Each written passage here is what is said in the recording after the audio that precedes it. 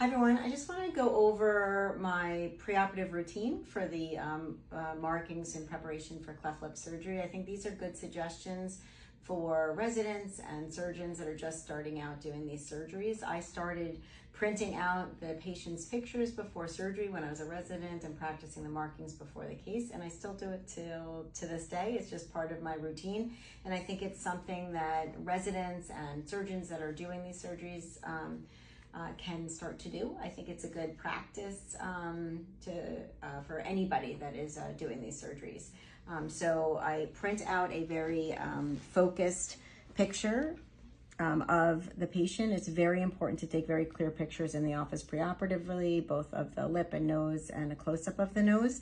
So I zoom in as much as I can and make sure not to have much pixelation with the photos. And then I mark out, just like you've seen me in my markings videos, where you see here I've marked the alar bases, columellar base, oral commissure, and the red line, the white roll. And then I look and see where Cupid's bow peak and trough are, you see, and then I do something like this, and then I move it over, and then you draw the rotation flap, make sure not to extend it beyond the filter column. Here's the C flap. And then here you're picking Nordhoff's point. This is a form fruste, by the way, right cleft lip. So these markings are a little more challenging sometimes. And then here's Nordhoff's point on this side. And then I sometimes check the distance here from the oral commissure and transpose that to the opposite side.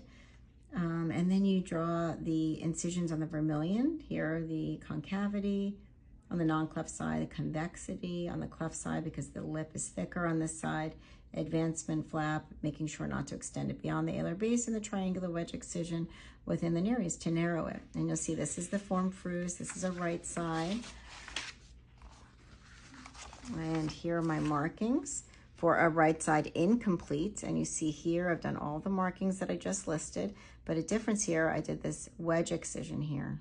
So I call it my vertical wedge excision. It's horizontally oriented, but it causes a vertical shortening of the lip, which is needed often in these incomplete cases. Look how long the lip is on the cleft side in this incomplete as compared to this.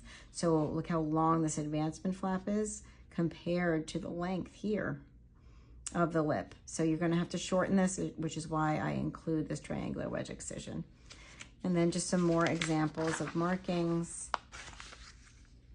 Again, another right-sided incomplete. Here the lip isn't as long, so I didn't include that vertical wedge excision. And here's a left-sided incomplete.